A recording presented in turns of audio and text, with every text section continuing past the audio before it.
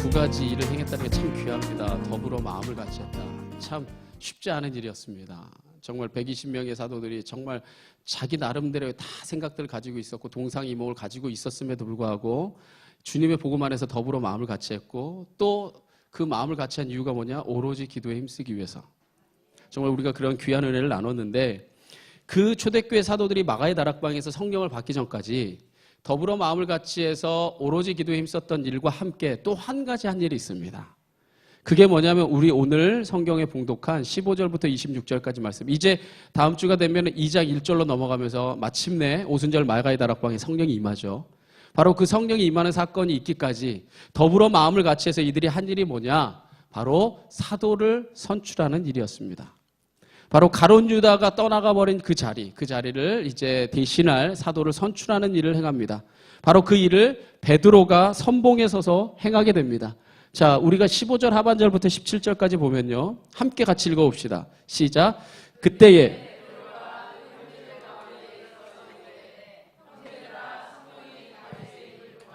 예수 잡는 자들의 길잡이가 된 유다를 가리켜 미리 말씀하신 성경이 응하였으니 마땅하도다. 이 사람은 본래 우리 수 가운데 참여하여 이 직무의 한 부분을 맡았던 자라 말합니다. 자, 베드로는요, 형제들 가운데 일어서서 형제들아, 성령이 하나님의 영이 다윗의 입을 통하여, 그러니까 다윗의 예언을 통하여 예수 잡는 자들의 길잡이가 된 유다, 그러니까 한마디로 얘기하면 가룟 유다에게 예언했던 말씀이 응하였다. 저가 우리들 중에 하나의 직무를 맡았던 한 사도였지만 그가 그 예언이 응하여서 떠나갔다는 겁니다. 자, 그렇다면 다윗이 한 예언의 말씀이 뭔가? 바로 그것을 이 베드로는요 20절 말씀에 기록해 놓고 있습니다. 바로 20절에 무엇이라고 사도 베드로가 저들에게 말하냐? 시편에 기록되었을 때, 시편에 이렇게 기록됐다는 겁니다. 그의 거처를 황폐하게 하시며 거기 거하는 자가 없게 하소서 하였고 또 일렀으되 그의 직분을 타인이 취하게 하소서 하였도다 라고 다윗이 기록한 시편을 인용하여서 가룟 유다를 향해 예언했던 말씀이 이루어졌다고 말합니다. 자, 그의 거처를 황폐하게 하시며 거기 거하는 자가 없게 하소서라고 하는 말씀은 바로 시편 69편 25절의 다윗의 시고 또 그의 직분을 타인이 취하게 하소서라고 한 시편은 109편의 8절 말씀을 인용한 겁니다. 결국 이 다윗의 예언대로 어떻게 됐습니까? 그의 거처가 아겔다마라 이름하는 피밭이 되어버렸어요. 저가 자살하게 되고 피가 그 배창자가 터져 피가 그 밭에 그득하게 되어서 아겔다마라 이름하여 피밭이 되는 정말 황폐하게 되는 그 밭이 되었고 결국 그의 직무는 이제 이 순간 사건을 통하여서 다른 타인에게 옮겨지게 된 것입니다. 정말 참으로 안타까운 인생의 결말이라 하지 아니할 수 없는 겁니다. 우리가 이 가룟 유다의 생애를 통해 배워야 할 것은 마지막이 아름다운 인생입니다.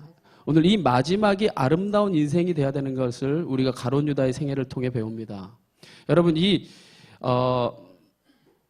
복음서를 보면요, 가룟 유다의 이 삶의 면면을 보면 가룟 유다는 굉장히 유능하고 똑똑한 사람입니다. 참 능력이 많았던 사람이에요. 그런데 이 사람이 그 능력을 가지고 주님을 쫓지 않고 주님을 외면하고 주님을 떠나버렸을 때 자신의 이상과 목적을 쫓아 주님을 버려버렸을 때 어떻게 됐습니까? 그의 거처가 황폐하게 되고 그의 사명의 촛대는 다른 이에게 옮겨지게 됐습니다. 처음에 12사도로 뽑혔다는 것은 우리가 말씀을 통해 살펴보겠지만 굉장히 영광스러운 일이에요. 굉장히 중요한 정말 12사도 중에 한 명이 됐다고 하는 것은 정말 소중한 사명이었어요. 그런데 시작은 좋았으나 마지막이 아름답지 못했어요. 결국 그의 마지막을 우리가 통해 볼 때에 우리의 인생을 돌아봅니다. 여러분의 삶은 어떻습니까? 과거에 옛날에 뭐 부흥회 때 아니면 수련회 때 이 얘기는 하지 마십시오. 그것은 그때 우리에게 임하셨던 하나님의 은혜이지만 중요한 것은 뭐냐? 지금 이 순간 이 자리에 내가 어떤 마음으로 어떤 모습으로 또 우리가 이후의 자리에 어떤 모습으로 있을 것인가가 더 중요한 겁니다. 그래서 제가 늘 여러분에게 강조하죠. 뭐라 말합니까? 유진 피터슨 아까 제가 그 처음에 화면을 보면서 여러분과 나눴지만 한 길 가는 순례자. 할렐루야.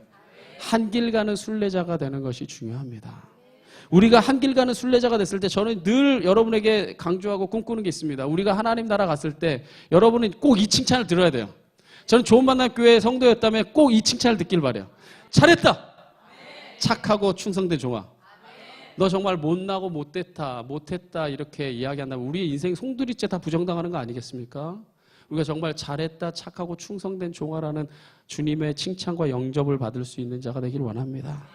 자, 이렇게 가룟 유다가 마지막이 아름답지 못해서 그의 인생이 이제 그치고 자신의 직분을 저버리고 떠난 가룟 유다를 대신해서 이제 사도들을 비롯한 120명의 성도들이 새로운 사도를 뽑고자 합니다. 자, 그런데 사도로 선출되기까지에는요, 바로 조건이 있었고 선출되는 과정이 있었어요. 우리가 사실 이 성령이 임했던 사건들을 조명해서 보느라 이 부분은 사실 그냥 지나치는 경우가 굉장히 많습니다. 그런데 사실 사도를 뽑는 조건과 선출 과정에 정말 하나님이 어떻게 하나님의 사람을 세우는가를 분명히 보여주고 계십니다. 저는요, 바로 여기 계신 모든 성도님들이 하나님 앞에 12번째 사도가 되길 원해요. 오늘 제가 전에도 설교할 때 말씀드렸지만 우리 한글 개역 성경을 쓸 때 그 개역 성경에는요, 여러분 가장 중요한 특징이 하나 있는데 마침표가 없습니다. 문법상 마침표가 없는 글은 끝난 게 아닙니다. 아무리 많은 글을 썼다 한들 마침표가 없으면 글이 끝나지 않았어요. 그래서 결국에 그것은 무엇을 의미하는 거냐? 성경의 메시지는 끝난 게 아닙니다. 특별히 복음서를 자신의 마음에 담은 사도들의 행전, 바로 하나님의 사람들의 행함의 삶의 기록들은요, 지금도 기록되고 있는 거예요. 우리가 지난 연말에 봤던 손양원 주기철 목사님의 흔적뿐 아니라 바로 여기 계신 여러분 한 사람 한 사람의 기록들도 하나님 나라의 행실로 다 기록되어 있는 겁니다. 여러분들이 이 시대에 12번째 사도가 된다면 여러분들의 사도들의 행전도 하나님이 기록하고 계시는 겁니다. 전 여러분들이 그러한 사도의 조건에 또한 사도의 선출 과정에 합당한 자가 되어서 하나님께 쓰임받는 이 시대의 한 사람이 될 수 있기를 간절히 축원합니다. 오늘 그렇다면은 이 말씀을 통해 우리가 점검해 볼 텐데, 그럼 어떠한 조건과 선출 과정을 거쳤는가? 첫 번째 사도가 되기 위한 조건은 바로 이거였습니다.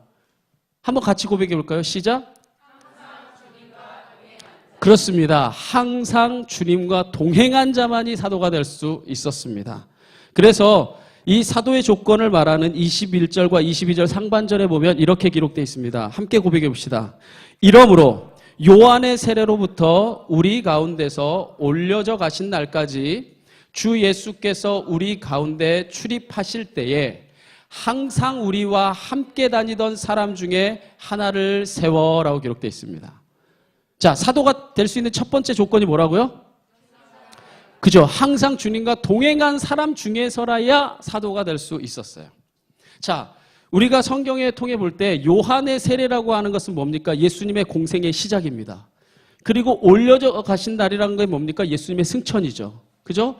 예수님께서 세례 요한의 세례를 받고 공생애를 시작하던 날부터 예수님이 이 땅에서 승천하시던 바로 사역을 가장 끝내는 바로 그 순간까지 처음부터 끝까지 항상 우리와 함께 다니던 사람 중에 사도가 세워질 수 있다는 겁니다. 자, 그렇게 예수님의 첫 사역부터 마지막 사역까지 가장 어려운 순간에나 아니면 좋은 순간에나 어떤 순간에든지 함께 했던 사람 중에 사도를 뽑는데 바로 2명의 후보가 선출됩니다. 23절에 보면 그들이 두 사람을 내세우니 하나는 바사바라고도 하고 별명은 유수도라고도 하는 요셉이요. 하나는 누구였어요? 마띠아라. 자, 사도 후보의 이 자격을 보면서 바로 이 후보로 뽑힌 요셉 또 마띠아가 참 훌륭한 신앙인이었다는 것을 깨닫게 됩니다. 여러분은 그냥 후보로 뽑혔으니까 뽑히고 말았구나라고 생각되지만 성경에 기록되지 않은 이면을 보게 되면 이 사람들은 참으로 훌륭한 신앙인이라 하지 아니할 수 없어요. 왜냐하면 보세요. 한번 저를 봅시다. 예수님이 공생애를 시작하시고 바로 세례 요한의 세례를 받으시고 난 다음부터 예수님의 제자들을 선출합니다. 그죠? 별 볼 일 없는 사람들이에요. 베드로 어부고 요한 야고보 다 어부고 특별히 마태 같은 사람, 레위 같은 사람은 다 사람들이 조롱하고 사람들이 비난에 맞지 않던 세리 같은 사람이고. 자, 예수님이 사역을 처음 시작하실 때에 예수님의 제자를 선출하는데 다 별 볼 일 없고 별것도 아닌 사람들도 다 선택됩니다. 그런데 그때부터 저 사람들이 함께 했음에도 불구하고 뽑히지 못합니다. 그리고 그 신앙의 여정을, 공생의 여정을 3년 동안 지나가면서 사람들에게 인기를 얻게 되고 슈퍼스타가 되고, 사람들이 병자들을 고치니까 엄청난 인파들이 막 사람들이 몰려오고, 특별히 오병이어의 기적 같은 것을 일으켰을 때에는 얼마나 많은 사람들이 예수님을 임금으로 삼으려 하고 인기가 치솟았는지 몰라요. 그때도 옆에 있을 때 인정받지 못하고. 이 요셉과 마태아는요, 예수님의 사역의 시작부터 끝까지 함께 했음에도 불구하고요, 성경에 단 한 줄도 언급되어 있지 않아요. 이름도 없이 빛도 없이 누구도 알아주지도 않고 주목하지도 않았다는 뜻이에요. 그런 대접을 받으면서도 그들이 묵묵히 자신의 자리를 지키며 예수님을 끝까지 따랐다고 하는 것, 쉽게 우리가 행할 수 있는 일은 사실 아닙니다. 한번 바꿔 생각해 보세요. 누구보다도 높은 자리에 앉기를 원했고, 누구보다도 예수님을 이용해서 권력을 갖기 원했던, 그리고 누구보다도 유명해지기를 바랬던 12제자들에 비한다면 오히려 요셉과 마띠아의 신앙이야말로 하나님 나라에서 더 인정받는 신앙일 겁니다. 여러분, 하나님 나라의 12번째 사도가 되고자 하십니까?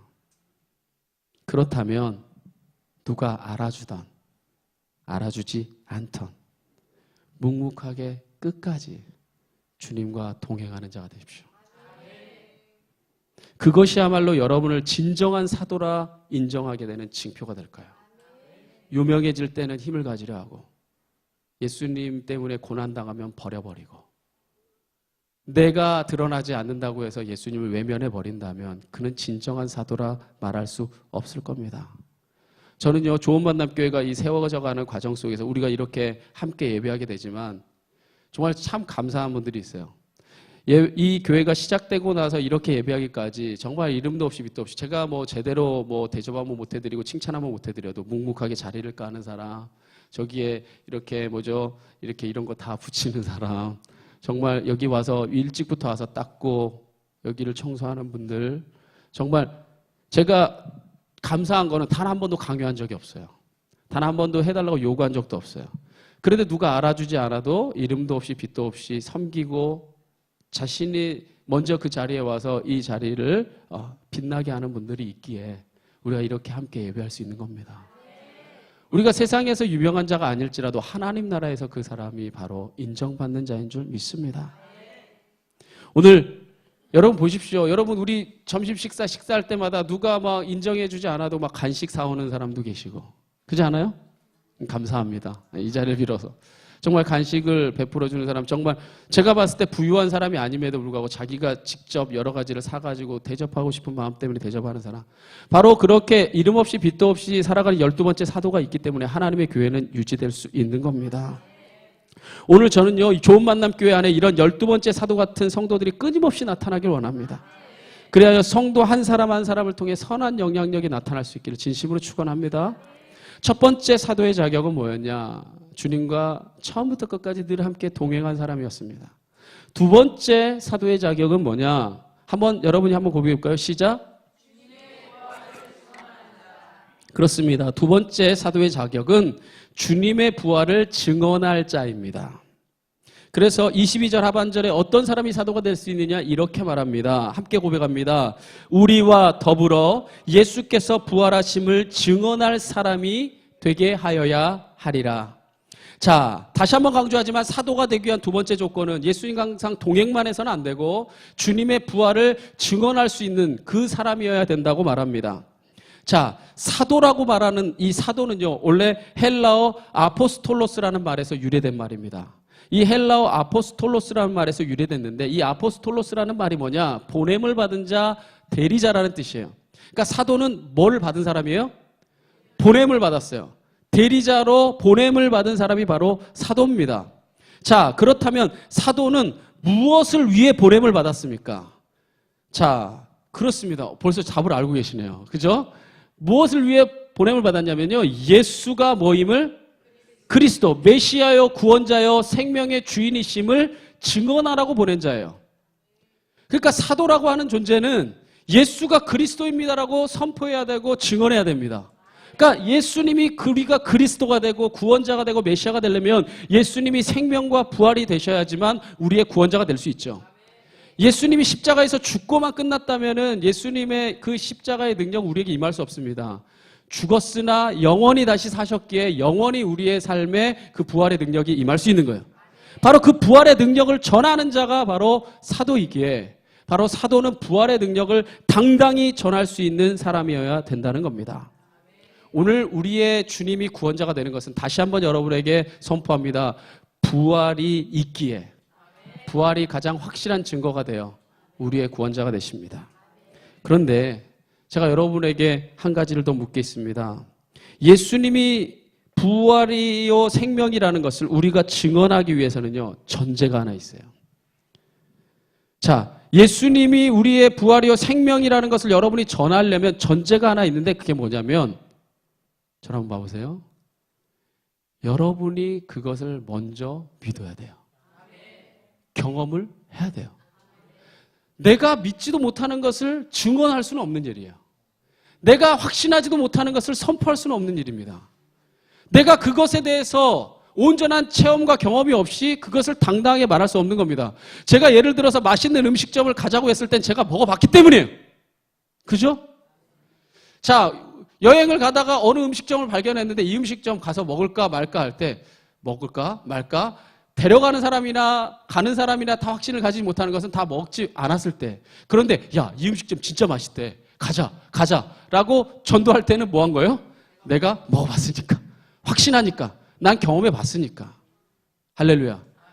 맞습니다. 우리가 부활을요, 우리가 주님 안에서 사도가 되어서 증언을 하려면 다시 한번 강조하지만 이거 반드시 여러분이 먼저 믿어야지만 우리가 전할 수 있는 겁니다.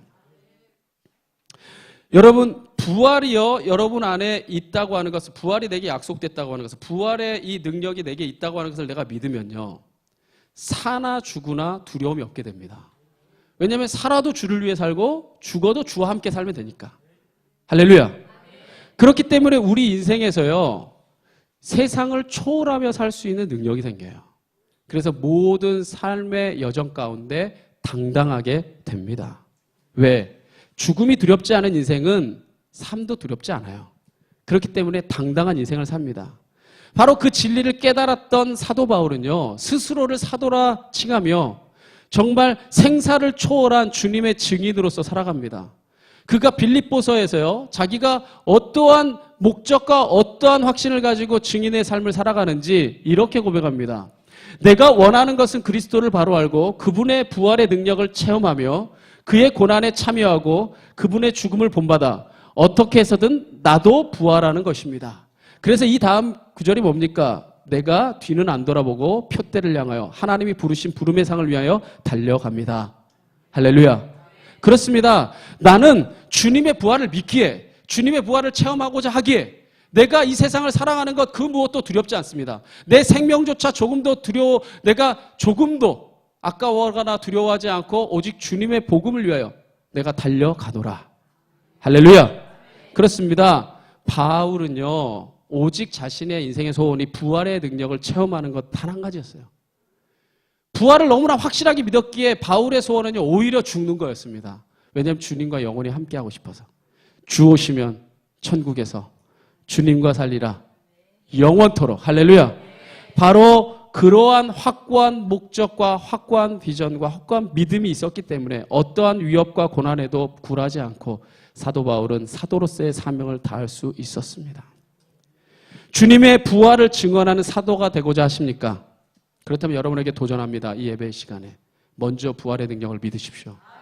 그래서 사나 죽으나 내가 주님의 것이라는 분명한 고백을 하십시오.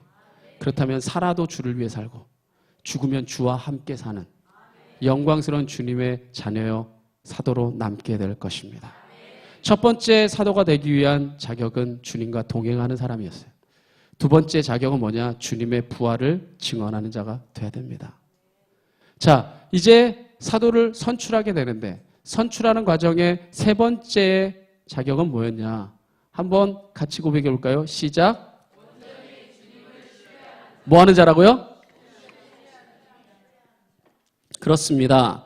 온전히 주님을 신뢰하는 자만이 바로 사도가 될 수 있습니다. 주님과 항상 동행하였고 주님의 부활을 증언할 자로 초대교회 성도들이 두 사람을 후보로 세웁니다. 바로 요셉과 마띠아를 세우죠. 자, 그 후에 그들 중 한 사람을 사도로 선출하기 위해서 이들이 다 같이 마음을 같이하여서 기도합니다. 그들이 무엇이라고 기도하냐면요, 그들이 기도하여 이르되 무사람의 마음을 아시는 주여, 이 두 사람 중에 누가 주님께 택하신 바 되어 봉사와 및 사도의 직무를 대신할 자인지를 보이시옵소서라고 기도합니다. 자, 여기서 무사람이란 여러분이 다른 타 번역 성경을 보게 되면 모두 다 뭐라 everyone 아니면 모든 사람 이렇게 번역되어 있습니다. 여기서 그러니까 그들이 기도하기를 뭐라고 기도했냐면 모든 사람의 마음을 다 아시는 주님, 저 둘 중에 누가 사도로 선출되어야 하겠습니까? 기도한 겁니다. 자, 결국 모든 사람의 마음을 아시는 하나님께서 누구를 사도로 선출합니까? 우리가 아까 제일 마지막 구절에 읽었지만 마띠아를 선택합니다.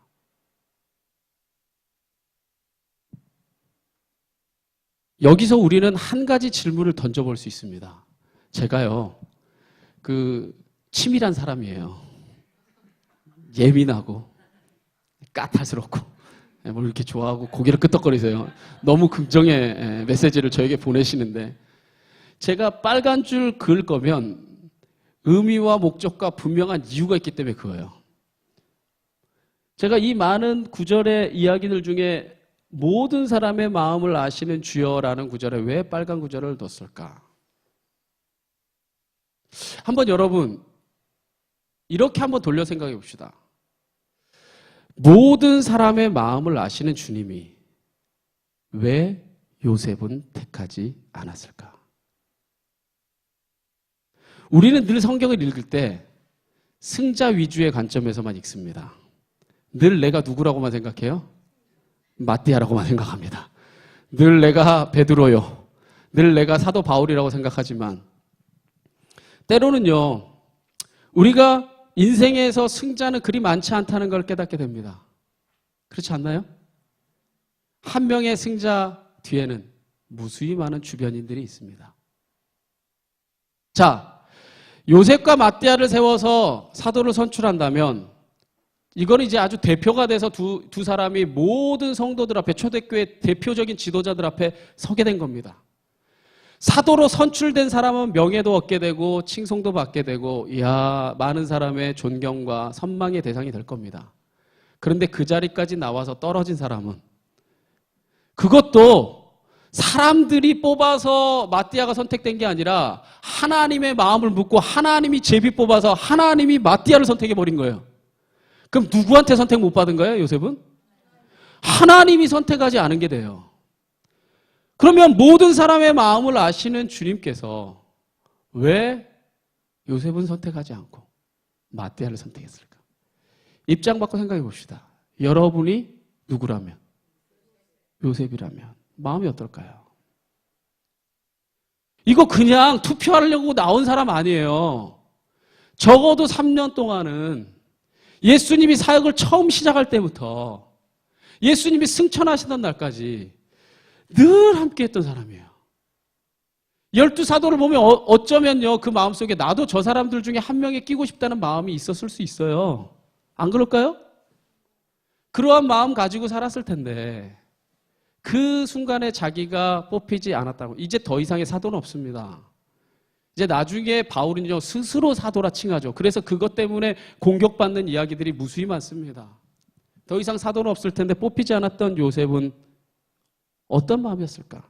저는 한번 이 사건을요, 요셉의 입장에서 한번 재조명해 보고 싶습니다. 사실 사도 후보로 선출된 요셉과 마띠아는요, 120명의 성도들이 마음을 같이하여 후보로 내놓을 만큼 괜찮은 사람들이에요. 그러니까 돌려 말하자면 어느 누가 사도로 선출되어도 사도로서의 자격이 충분한 사람들이었어요. 자, 그런데 마띠아는 뽑히고 자신은 뽑히지 않았을 때, 그것도 제가 다시 한번 말하지만 사람이 결정한 게 아니라 하나님이 그렇게 결정하지 않아서 뽑히지 않았을 때에 바로 요셉의 심정은 우리가 쉽사리 상상하기 쉽지 않습니다.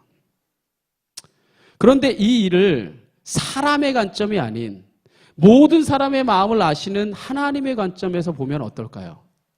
저는 거기에는 전혀 다른 섭리가 숨어 있다고 생각합니다.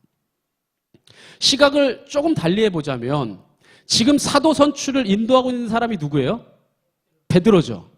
자, 베드로를 비롯한 요한과 야고보는 특별히 12제자 중에서도 예수님의 애제자 그룹에 속하는 사람들입니다.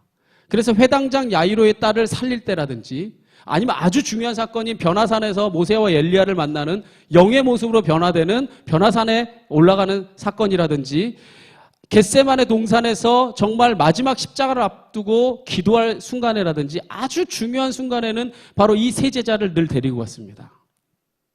통상적으로 사람들은 12제자 중에서 특별히 이 세 제자만을 주님이 사랑했기 때문에 데려갔다라고 말하지만 저는 그렇게만은 보지 않습니다. 왜냐하면 만약에 주님이 그렇게 편애를 일삼는 사람이었다면 예수님을 두고 공평하신 주님이라고 말하기는 어려워요. 제가 만약 이 교회를 이끌어 가는데 이 교회가 커져요. 점점 더 많아집니다. 근데 몇 명만 데리고 쏙닥 여기서 모든 거 결정하고 그래 니네들하고 됐으면 됐다. 그리고 모든 교회를 다 이끌어 간다. 그거 바람직한 모습은 아닐 겁니다. 그죠? 자, 그렇다면 예수님이 무엇 때문에 이 세 제자를 그렇게 가까이 두면서 그렇게 중요한 자리마다 가장 중요한 순간에 데려갔을까? 이것에 대해서 신학자인 캠벨 몰가는요, 새로운 관점을 제시합니다. 예수님께서 그 세 사람에게 특별한 관심을 보인 것은요, 그들이 뛰어나서가 아니라 오히려 가장 연약하기 때문이라는 거예요. 자, 캠벨 몰간의 해석이 설득력을 갖는 것은요, 이 세 사람의 평소 됨됨이를 보면 됩니다. 자, 베드로 봅시다. 베드로 성격 급합니다. 앞뒤 모르고 물불 안 가리고 막 사탄의 자식이라는 말을 들을 만큼 막 하늘에 뭐죠 천국의 문도 가졌다가 사탄도 됐다가 성격 급해가지고 막 좌충우돌 난리칩니다. 주님을 위해서 뭐 죽겠다 그러고 뭐 목숨 뭐 바쳐서 주님 따르겠다 그러더니 예수님 눈앞에 두고 3번이나 부인하다가 원어의 성경에 보면 3번째는 1시간 뒤에 저주까지 퍼붓습니다. 예수님 배신하고 돌아옵니다. 정말 이 베드로를 보면요, 좌충우돌 어떻게 될지 모르는 불안한 애예요. 애라고 하니까 죄송하지만. 요한과 야고보는 어떻습니까? 요한과 야고보 성격 똑같습니다. 불같아가지고요, 자신들을 받아들이지 않고 예수님을 영접하지 않았던 그 마을을 두고 뭐라 말합니까? 번개쳐서 다 죽여버립시다. 주님 앞에 얘기하고요. 그리고 예수님의 십자가 가장 가까이 왔던 그 순간에 엄마 불러다가 애 부른 거예요. 치맛바람으로 예수님 이제 메시아 될 순간이 얼마 안 남은 것 같은데 높은 자리에 오를 때 내 아들 요한과 야고보를 오른쪽 왼쪽에 앉혀달라고. 바로 이 세속적인 권력에 굉장히 목말라 했던 그런 사람들입니다.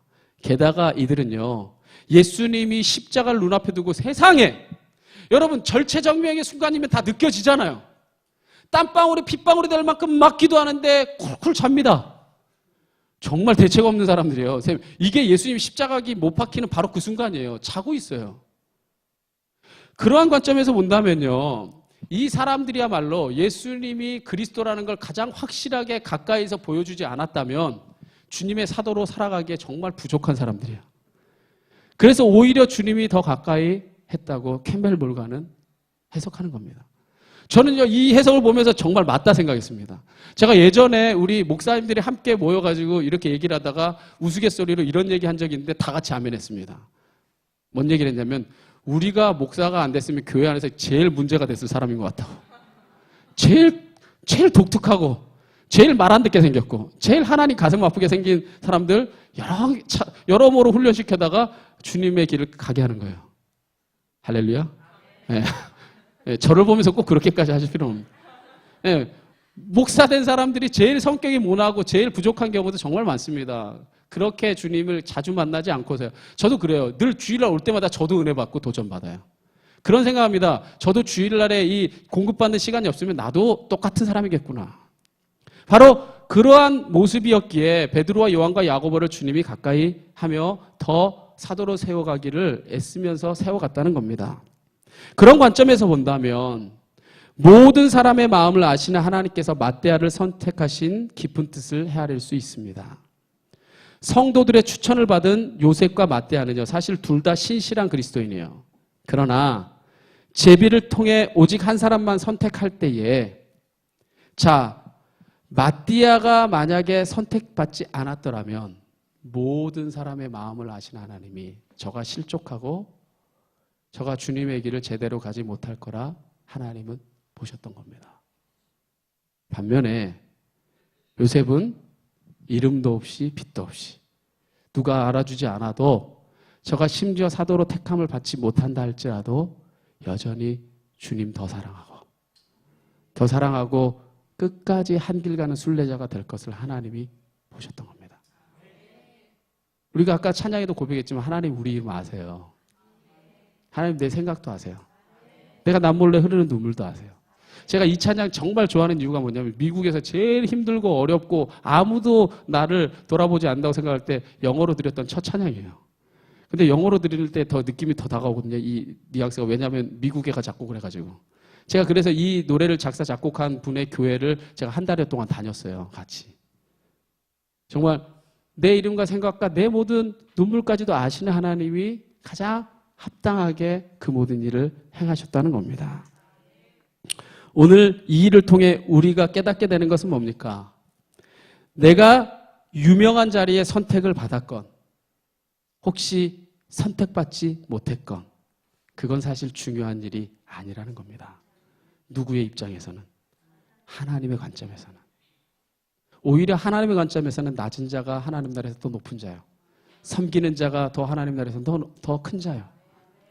종이 되어 섬기는 것이 바로 하나님의 진정을 원하시는 하나님 자녀의 모습인 겁니다. 저는요, 진짜 중요한 건 유명한 자리에 있건 유명한 자리에 있지 못하건, 뭐 교회가 대단히 엄청나게 뭐 크건 작건, 사실 이러한 세상적인 관점이 중요한 게 아니라 진짜 중요한 건 뭐냐? 하나님이 우리 마음을 아신다는 거예요. 모든 사람의 마음을 하나님이 아시고 때를 따라 가장 아름다운 섭리로 여러분을 이끌고 계신다는 걸 믿으십시오. 그것이 믿음입니다. 그러하면 여러분의 모습이 어떠하든 여러분이 마침내 여러분이 가는 길을 주님이 아셔서 정금같이 변화되게 하셔서 찬란하게 사용하실 것을 저는 분명히 믿습니다. 오늘 마지막으로 이 사도로 선출된 맏대아는 어떠한 사람이 되어야 되느냐? 바로 이것을 말합니다. 한번 마지막으로 같이 고백해 봅니다. 시작. 제 곳이 아닌 주님의 길로 가는 자. 마지막으로 사도를 제비 뽑기 전에 가룟 유다가 주님의 사도가 되지 못한 이유가 25절 하반절에 나옵니다. 무엇이라고 25절 하반절에 나옵니까? 같이 읽어볼까요? 그렇습니다. 유다가 사도가 되지 못한 이유는 이 직무를 버리고 제 곳으로 갔기 때문입니다. 유다가 자신의 뜻과 욕심을 이루고자 간 길은 결국에 예수님을 죽음으로 몰아넣는 길이 됐고, 자기 또한 피바체 아겔다마의 정말 처참한 인생의 말로를 맞이하게 되었고, 그의 모든 것이 비참하게 끝나고 말았습니다. 하나님의 사도가 되기 위해서는요, 보십시오. 가장 중요한 순간에, 어쩌면 가장 어려운 순간에, 가장 내 욕망이 꿈틀대는 순간에 제 곳으로 가는 사람이 아니라 누구의 길로? 주님의 길로 가는 사람이 사도입니다. 자기의 이상, 자기의 뜻, 자기의 욕망, 자기의 생각대로 간다면 당장에는 유익한 것 같고 지혜로운 선택인 것 같지만 결국에 그 결말은 심판인 것을 기억하십시오. 사람이 자신의 욕심만 앞세우면 하나님의 뜻이 보이지 않게 됩니다. 마치 누가 그랬어요? 롯이 아브라함과 함께 있다가 소돔과 고모라를 선택할 때 자기의 길로 자기의 뜻과 자기의 욕망만 바라보니까 소돔과 고모라가 어떻게 보이는지 보십시오. 이에 롯이 눈을 들어 요단 지역을 바라본즉 수알까지 온 땅에 물이 넉넉하니 여호와께서 소돔과 고모라를 멸하시기 전이었으므로 뭐 같았더라? 소돔과 고모라가 여호와의 동산 같고 애굽 땅과 같았더라라고 기록됩니다. 무슨 얘기입니까?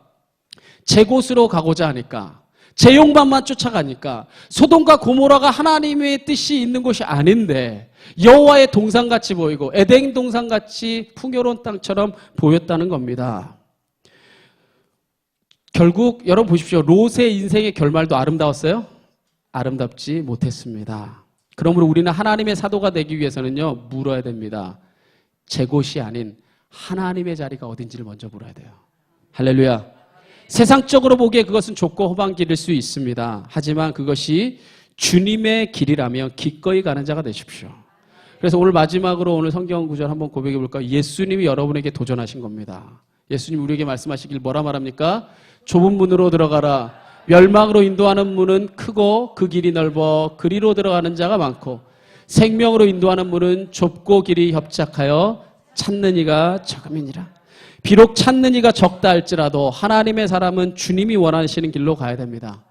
그것이 이 시대의 사도가 가야 될 길인 줄 믿으시기 바랍니다. 오늘날에도 여전히 여러분을 정말 여전히 하나님의 사람을 여전히 하나님의 일을 감당할 사도를 주님께서 찾고 계십니다.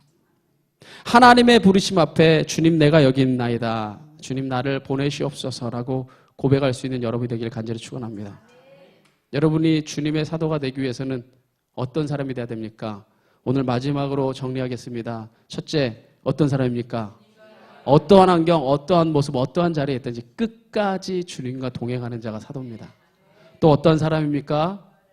주님의 부활을 증언하는 자가 돼야 됩니다. 예수님의 십자가 부활, 그리고 주님의 다시 오심이 바로 우리가 선포해야 될 바로 복음의 핵심인 줄 믿습니다. 그리고 그 주님을 우리가 끝까지 뭐 해야 됩니까? 신뢰해야 됩니다. 내가 높은 자리에 있던, 때로는 높은 자리에 있지 못하던, 유명한 자리에 있던, 유명하지 못하던, 내가 어떤 자리에 어떤 모습에서 때로는 환난과 역경을 당한 자리에 있다 할지라도 하나님이 그것을 내게 허락하셨다면 그 목적과 이유가 있다는 것을 끝까지 믿고 나갈 때 우리 마음을 아시는 주님께서 우리를 온전케 하실 줄 믿습니다. 마지막으로 우리가 어떠한 길로 가는 자가 되어야 됩니까? 주님의 길로 행하는 자가 되어야 됩니다. 우리가 제 곳으로 간다면 하나님의 뜻을 아무리 사도로서 우리에게 주어진다 할지라도 우리는 그 뜻을 이루지 못합니다. 주님의 길로 갈 때 주님의 아름다운 뜻이 우리의 삶을 통해 이루어질 줄 믿습니다. 주님과 동행하십시오. 주님의 부활을 선포하십시오. 그리고 주님을 끝까지 신뢰하십시오. 그리고 주님의 길을 가는 자가 되십시오.